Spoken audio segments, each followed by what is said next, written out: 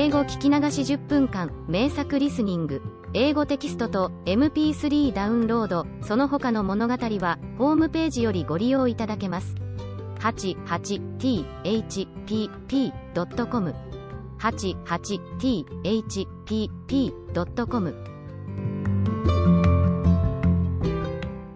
From the Apennines to the Andes.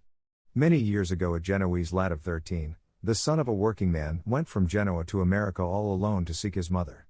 His mother had gone 2 years before to Buenos Aires, a city, the capital of the Argentine Republic, to take service in a wealthy family, and to thus earn in a short time enough to place her family once more in easy circumstances, they having fallen, through various misfortunes, into poverty and debt. There are courageous women, not a few, who take this long voyage with this object in view, and who, thanks to the large wages which people in service receive there, return home at the end of a few years with several thousand lira. The poor mother had wept tears of blood at parting from her children, the one aged 18, the other 11, but she had set out courageously and filled with hope. The voyage was prosperous. She had no sooner arrived at Buenos Aires than she found, through a Genoese shopkeeper, a cousin of her husband, who had been established there for a very long time, a good Argentine family, which gave high wages and treated her well. And for a short time she kept up a regular correspondence with her family. As it had been settled between them, her husband addressed his letters to his cousin, who transmitted them to the woman, and the latter handed her replies to him, and he dispatched them to Genoa, adding a few lines of his own. As she was earning 80 lira a month and spending nothing for herself, she sent home a handsome sum every 3 months, with which her husband, who was a man of honor, gradually paid off their most urgent debts, and thus regained his good reputation. And in the meantime, he worked away and was satisfied with the state of his affairs, since he also cherished the hope that his wife would shortly return, for the house seemed empty without her, and the younger son in particular, who was extremely attached to his mother, was very much depressed, and could not resign himself to having her so far away. But a year had elapsed since they had parted. After a brief letter, in which she said that her health was not very good, they heard nothing more. They wrote twice to the cousin did not reply. They wrote to the Argentine family where the woman was at service, but it is possible that the letter never reached them, for they had distorted the name in addressing it. They received no answer. Fearing a misfortune, they wrote to the Italian consulate at Buenos Aires to have inquiries made, and after a lapse of 3 months they received a response from the consul, that in spite of advertisements in the newspapers no one had presented herself nor sent any word.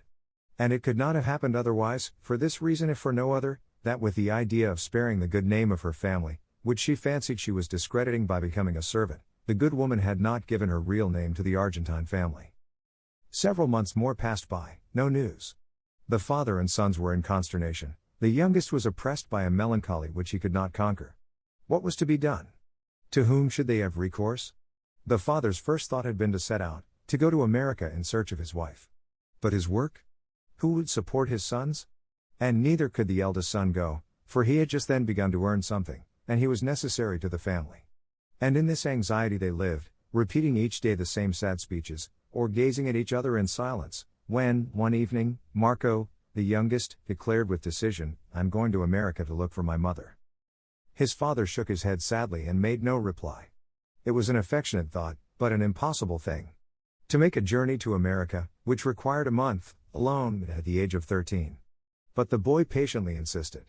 He persisted that day, the day after, every day, with great calmness, reasoning with the good sense of a man. "Others have gone thither," he said, "and smaller boys than I, too. Once on board the ship, I shall get there like anybody else. Once arrived there, I only have to hunt up our cousin's shop. There are plenty of Italians there who will show me the street. After finding our cousin, my mother is found, and if I do not find him, I will go to the consul, I will search out that Argentine family. Whatever happens, there is work for all there, I shall find work also, sufficient, at least, to earn enough to get home." And thus little by little he almost succeeded in persuading his father. His father esteemed him, he knew that he had good judgment and courage, that he was inured to privations and to sacrifices, and that all these good qualities had acquired double force in his heart in consequence of the sacred project of finding his mother, whom he adored.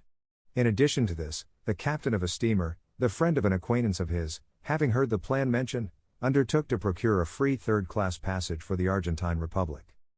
And then, after a little hesitation, the father gave his consent. The voyage was decided on. They filled a sack with clothes for him, put a few crowns in his pocket, and gave him the address of the cousin, and one fine evening in April they saw him on board. "Marco, my son," his father said to him, as he gave him his last kiss, with tears in his eyes, on the steps of the steamer, which was on the point of starting, "take courage. Thou hast set out on a holy undertaking, and God will aid thee." Poor Marco.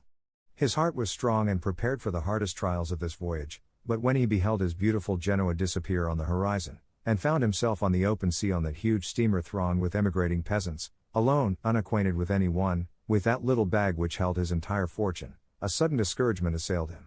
For 2 days he remained crouching like a dog on the bows, hardly eating, and oppressed with a great desire to weep. Every description of sad thoughts passed through his mind, and the saddest, the most terrible, was the one which was the most persistent in its return, the thought that his mother was dead. In his broken and painful slumbers he constantly beheld a strange face, which surveyed him with an air of compassion, and whispered in his ear, "Your mother is dead." And then he awoke, stifling a shriek. Nevertheless, after passing the Straits of Gibraltar, at the first sight of the Atlantic Ocean he recovered his spirits a little, and his hope. But it was only a brief respite.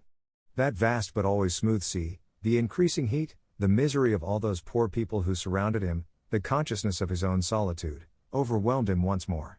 The empty and monotonous days which succeeded each other became confounded in his memory, as is the case with sick people. It seemed to him that he had been at sea a year. And every morning, on waking, he felt surprised afresh at finding himself there alone on that vast watery expanse, on his way to America. The beautiful flying fish which fell on deck every now and then, the marvelous sunsets of the tropics, with their enormous clouds colored like flame and blood, and those nocturnal phosphorescences which make the ocean seem all on fire like a sea of lava, did not produce on him the effect of real things, but of marvels beheld in a dream. There were days of bad weather, during which he remained constantly in the dormitory, where everything was rolling and crashing, in the midst of a terrible chorus of lamentations and imprecations, and he thought that his last hour had come.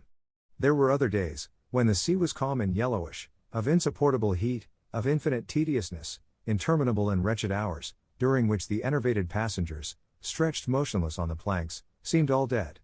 And the voyage was endless, sea and sky, sky and sea, today the same as yesterday, tomorrow like today, and so on, always, eternally.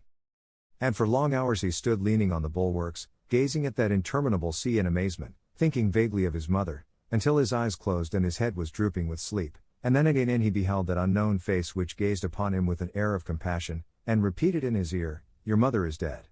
And at the sound of that voice he awoke with a start, to resume his dreaming with wide open eyes, and to gaze at the unchanging horizon. The voyage lasted 27 days.